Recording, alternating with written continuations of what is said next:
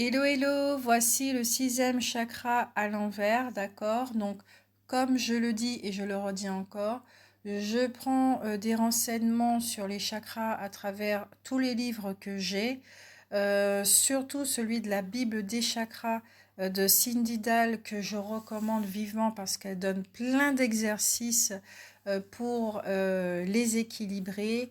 Elle parle également des principes et des rayons, d'accord? Donc c'est un livre très riche, très complet, qui a au moins près de plus de 400 pages, d'accord? Ça arrive à 500, ouais.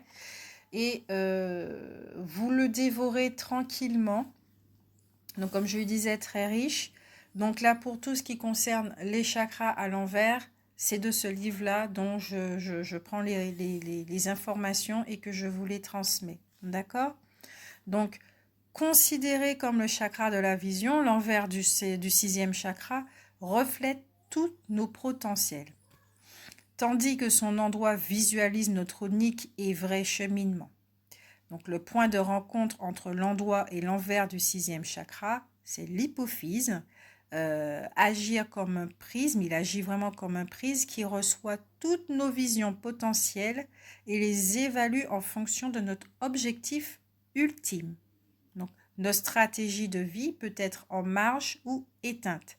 Et si les systèmes de croyance de notre sixième chakra sont positifs, nos visions de nous-mêmes seront constructives.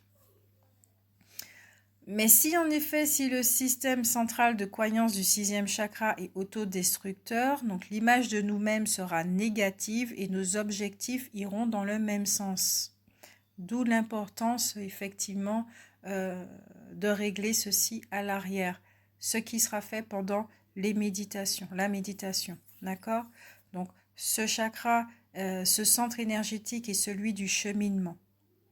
L'envers du troisième œil, s'il est totalement guéri, nous aide à visualiser non seulement ce qui pourrait arriver, mais également ce qui se produira si nous restons fidèles à la forme. Donc, le mot guéri est très utilisé, mais à mon sens, ce serait plutôt retirer, d'accord, toutes les croyances, les mémoires qui agissent comme des blocages, des limites, etc., etc. Donc, Cindy Dahl, pendant ses séances d'enseignement sur les chakras, elle explique l'envers du chakra de façon très poétique. Donc, elle dit personne ne sait, sauf vous et moi, où mon chemin me conduira. Prends ma main, la lumière m'appartient. Ta lumière divine, c'est moi. Vers le temple du moi parfait, nous créons la vision et le chemin se déploie. Ce que je suis, l'enfant de Dieu, se réjouira en ne suivant que les visions de lumière. C'est comme ça qu'elle décrit l'envers du chakra, du troisième œil.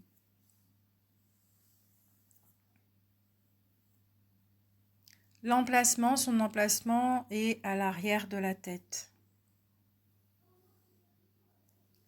L'attribut physique, donc il y a une influence à la fois, ça influence à la fois notre vision intérieure et extérieure.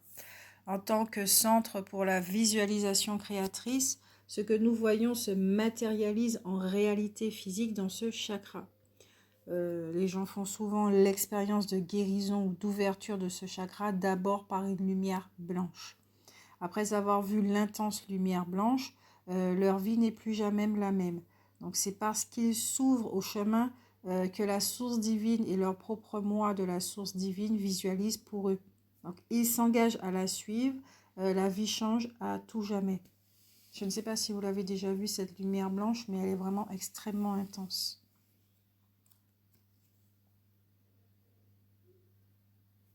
Attributs mentaux nous indiquent nos croyances à l'égard de notre véritable potentiel. Donc, si nous sommes aveugles à notre nature divine, nos visions seront susceptibles d'être immatures, incomplètes ou inaccessibles. La négativité extrême envers soi-même nous maintient dans le noir, où nous pouvons subir des influences néfastes. Donc lorsque nous n'avons pas une image claire de nous-mêmes, nous adoptons parfois les visions des autres à l'égard de notre vie. D'où l'importance de vraiment de se détacher, de défusionner avec les étiquettes qu'on nous a données, posées sur nous lorsque nous étions enfants d'une façon injuste. D'accord? Donc là encore, on peut voir la blessure d'injustice.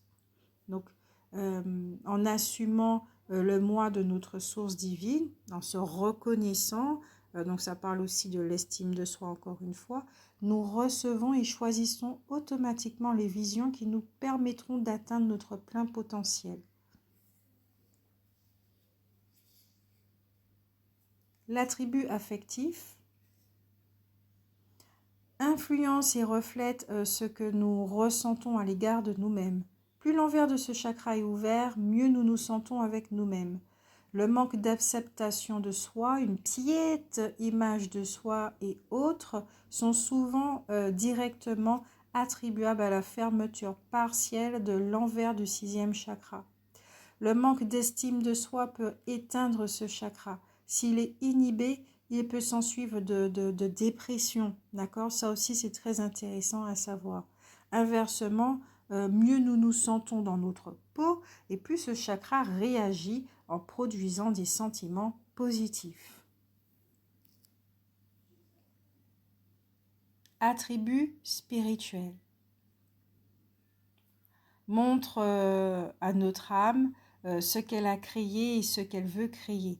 Un envers pur, d'accord, donc propre, hein, sans les mémoires, s'ouvre à une lumière supérieure afin que nous puissions identifier nos véritables désirs et attirer les occasions de les voir se manifester. L'application thérapeutique.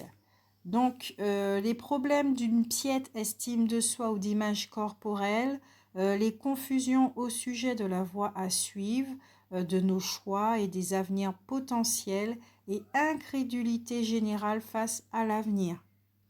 Au cours, par exemple, de décès ou d'une agonie, hein, d'une profonde souffrance, y compris la mort sous forme de transformation, d'accord, les initiations que nous vivons énormément depuis quelques mois, ou même la perte, il se produit typiquement une fermeture nécessaire et prévisible dans ce chakra, d'accord, pour la protection. Et ensuite, nous pouvons perdre le sens de la clarté à l'égard des perceptions de nous-mêmes et les choix se réorganisent. Ok? Et ensuite, effectivement, en étant conscient de ça, quand le deuil est passé, nous pouvons effectivement, avec l'aide du chakra du cœur, réouvrir harmonieusement notre 6e chakra, d'accord, à l'envers.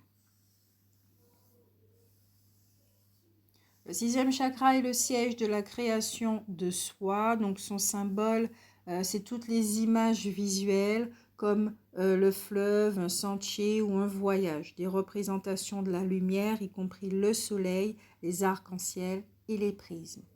Voilà pour vous, ça sera tout pour le 3e œil à l'envers.